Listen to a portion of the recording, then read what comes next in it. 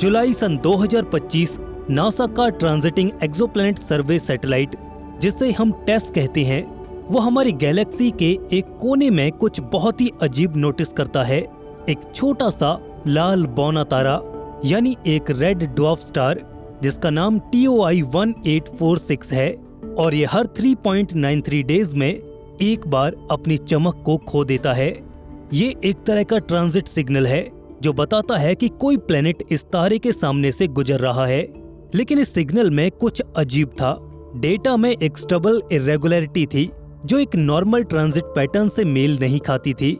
वैज्ञानिकों ने इसे बार बार जांचा, क्या ये कोई तकनीकी गड़बड़ी थी या फिर कुछ और। TOI 1846b नाम का ये प्लेनेट हमारी पृथ्वी से 154 लाइट ईयर्स दूर है। ये एक सुपर अर्थ है जिसका आकार पृथ्वी से करीब 1.8 गुना ज्यादा बड़ा है और इसका मास करीब 4.4 गुना अधिक है। लेकिन इसकी खोज ने जो सवाल उठाए वे बिल्कुल भी नॉर्मल नहीं थे। कुछ वैज्ञानिकों का अनुमान है कि ये ग्रह पानी से समृद्ध हो सकता है, लेकिन अगर ऐसा है तो ये पानी आया कहां से? और अपने तारे के इतना करीब परिक्रमा करने वाला ये ग्रह जहां तापमान 316 डिग्री सेल्सियस तक पहुंच जाता है, वहां ये पानी को आखिर तरल रूप में कैसे रख सकता है? क्या ये संकेत किसी और चीज की ओर इशारा तो नहीं था? शायद कोई एलियन प्रेजेंस। यहाँ से ये कहानी और भी ज्यादा रहस्यमयी हो जाती है। टेस्ट के डेटा में एक छोटा सा एनोमली था जो बार बार सामने आया। ये एक इर्रेगुलर डिमिंग पैटर्न था जो एक नॉर्मल प्लैनेटरी ट्रांजिट से एकदम अलग था। कुछ एस्ट्रोनॉमर्स ने इसे स्टेलर फ्लेयर से जोड़कर देखा क्योंकि ये प्लैनेट अपने स्टार के बेहद करीब था जहां स्टेलर एक्टिविटी बहुत ज्यादा होती है। तो वहीं दूसरों का मानना था कि ये किसी एटमॉस्फेरिक फिनोमिनन का संकेत हो सकता है, यानी वहां के एटमॉस्फेयर में कुछ तो बहुत रहस्यमय चल रहा था जो हमारी समझ से परे था।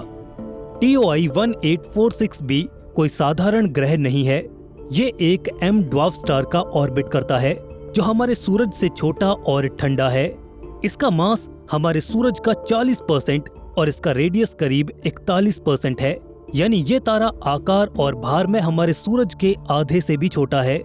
इस तारे की कम चमक के कारण इसका हैबिटेबल जोन सूरज की तुलना में बहुत करीब है, लगभग 0.06 से 0.09 एस्ट्रोनॉमिकल यूनिट्स के बीच। लेकिन TOI 1846b इस जोन से कहीं ज्यादा नजदीक से मात्र 0.036 एस्ट्रोनॉमिकल यूनिट्स की दूरी से इस तारे को ऑर्बिट करता है। ये हर 3.93 दिनों में अपना एक ऑर्बिट पूरा करता है, यानी ये एक्सोप्लैनेट हैबिटेबल जोन में नहीं है। और इसका अर्थ ये भी है कि यहाँ पर हमें तरल अवस्था में पानी नहीं मिल सकता। इसका इक्विलिब्रियम टेम्परेचर 316 डिग्री सेल्सियस है, जो अगेन ये मेक श्योर करता है कि इतने टेम्परेचर पर पानी तरल रूप में नहीं रह सकता। तो फिर ये पानी से समृद्ध होने की बात यहाँ पर लागू कैसे हो सकती है? इसे आप इस प्लेनेट की डेंसिटी से समझ सकते हैं। इसकी डेंसिटी 4.2 ग्राम पर सेंटीमीटर क्यूब है, जो हमारी धरती के 5.5 ग्राम पर सेंटीमीटर क्यूब से बहुत कम है। ये एक इशारा है कि ये प्लेनेट चट्टानी यानी कि ठोस तो है, लेकिन इसमें हल्के पदार्थ जैसे पानी और बर्फ हो सकते हैं। वैज्ञानिकों ने इसकी संरचना को समझने के लिए रेडियल वेलोसिटी और स्पेक्ट्रोस्कोपिक ऑब्जर्वेशंस किए। उनसे पता चला कि TOI 1846b रेडियस वैली में है, जो सुपर अर्थ्स और सब नेपच्यून्स के बीच एक मिस्टीरियस गैप है। ये वैली लगभग 1.8 अर्थ रेडियाई के आसपास ग्रहों की संख्या में कमी को दर्शाता है, यानी इस आकार के प्लैनेट्स हमें काफी कम देखने को मिलते हैं और इसलिए हमारे पास इस तरह के ग्रहों की कोई पुख्ता जानकारी नहीं है।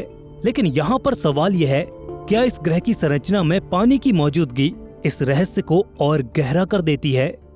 कुछ न्यूज आर्टिकल्स ने इसे वाटर रिच सुपर अर्थ का टैग दे दिया है, लेकिन इस प्लेनेट पर हमें पानी का कोई सीधा सबूत नहीं मिला। यह अनुमान इसकी डेंसिटी और साइज पर आधारित है। अगर यहाँ पानी है तो वो भाप के रूप में होना चाहिए, क्योंकि इतने ज्यादा तापमान पर पानी तरल रूप में मिलना लगभग इम्पॉसिबल है। लेकिन क्या ये पानी किसी प्राचीन ओशनिक पास्ट के रिमेन्स तो नहीं है? क्या ये ग्रह कभी ठंडा था जहाँ विशाल सागर बहा करते थे और अब एक जलता हुआ नर्क बन चुका है? चलिए वापस उस इरेगुलर डिमिंग पैटर्न पर आते हैं। ये एनोमली वैज्ञानिकों के लिए एक पहेली थी कुछ ने इसे इसके स्टार की स्टेलर एक्टिविटी से जोड़कर देखा, जैसे सनस्पॉट्स या फ्लेयर्स जो एम ड्वार्फ तारों में आमतौर पर पाई जाती हैं। लेकिन टेस्ट के डेटा में ये पैटर्न बार बार दिखाई दे रहा था और ये असामान्य फ्लेयर्स से अलग था। एक थ्योरी ये है कि ये इस ग्रह का एटमॉस्फेयर हो सकता है जो असामान्य तरीके से स्टारलाइट को प्रभावित कर रहा था। TOI 1846b का ट्रांसमिशन स्पेक्ट्रोस्कोपी मैट्रिक 47 है, जो बताता है कि इसका एटमॉस्फेयर अध्ययन करने के लिए उपयुक्त हो सकता है, लेकिन इस सब नेपच्यून्स के लिए नॉर्मल वैल्यू 90 से बहुत कम है। कहीं ऐसा तो नहीं कि इसका एटमॉस्फेयर कोई एक्सोटिक कंपोजिशन छिपाए हुए है, शायद मीथेन या हाइड्रोजन सल्फाइड जैसी गैसें जो पृथ्वी पर कहीं न कहीं हमारे जीवन से जुड़ी हुई हैं। लेकिन एक और पॉसिबिलिटी थी जो और भी रहस्यमयी थी। क्या ये संकेत किसी आर्टिफिशियल स्ट्रक्चर या किसी कॉम्प्लेक्स एक्टिविटी का परिणाम हो सकता है? कुछ वैज्ञानिकों ने मजाक में ही सही इसे एलियन मेगा स्ट्रक्चर से जोड़ दिया, जैसे डायसन स्फीयर जो तारे की रोशनी को असामान्य तरीके से प्रभावित कर सकते हैं। हालांकि ये आइडिया साइंस फिक्शन जैसा लगता है, लेकिन इस तरह की अनोमलीज हमें सोचने पर मजबूर करती हैं कि क्या हम अकेले हैं। जांच से पता चला कि ये एनोमली संभवतः एटमॉस्फेयर में मौजूद वोलेटाइल कंपाउंड्स के कारण थी, जो इस तारे की रोशनी को असामान्य रूप से बिखेर रहे थे। मरून एक्स जैसे उपकरणों से भविष्य में रेडियल वेलोसिटी मेजरमेंट से इस रहस्य को सुलझाया जा सकता है, लेकिन अभी ये पहेली अनसुलझी है। अब आते हैं बड़े सवाल पर। अगर TOI 1846b पर पानी है तो क्या वहां पर जीवन भी संभव है? इसका जवाब शायद आपको निराश कर देगा। 316 डिग्री का तापमान पानी को भाप में बदल देता है। हमारी पृथ्वी पर देखा जाए तो सबसे एक्सट्रीम लाइफ फॉर्म्स जैसे हाइपरथर्मोफाइल्स 122 डिग्री सेल्सियस के तापमान में जीवित रह सकते हैं, लेकिन वो भी हाई एटमॉस्फेरिक प्रेशर में। TOI 1846b पर ऐसा कोई एटमॉस्फेरिक प्रेशर नहीं है। इसका एटमॉस्फेयर अगर है तो वो बहुत पतला होगा और सतह एक तपता हुआ रेगिस्तान होगी। लेकिन इस ग्रह के बारे में हाल ही में आई रिपोर्ट्स को देखकर सवाल तो जरूर सामने आता है, क्या ये ग्रह कभी हैबिटेबल जोन में था? शायद जब इस एक्सोप्लैनेट का तारा अपने शुरुआती दौर में था और जब ये थोड़ा और ठंडा हुआ करता था, तब शायद इस ग्रह पर कभी पानी तरल रूप में मौजूद रहा होगा। लेकिन अब ये एक हॉट सुपर अर्थ है जो जीवन के लिए उपयुक्त नहीं है, लेकिन फिर भी इसका रेडियस वैली में होना इसे खास बनाता है।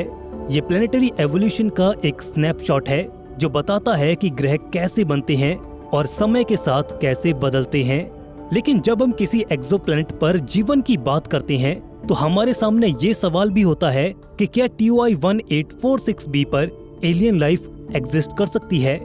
हमारा आज का विज्ञान कहता है नहीं, लेकिन ब्रह्मांड की विशालता हमें कहीं न कहीं सोचने पर मजबूर जरूर करती है। क्या कोई ऐसी एलियन लाइफ फॉर्म हो सकती है जो 316 डिग्री सेल्सियस में भी जीवित रह सके? क्या कोई माइक्रोबियल लाइफ जो एक्सट्रीम कंडीशंस में पनपता हो यहाँ मौजूद हो सकता है? जेम्स वेब स्पेस टेलीस्कोप जैसे एडवांस टेलीस्कोप से भविष्य में इन ग्रहों के एटमॉस्फेयर की गहराई से हम जांच कर सकते हैं और तब हमें इनके कुछ सुराग जरूर मिलेंगे।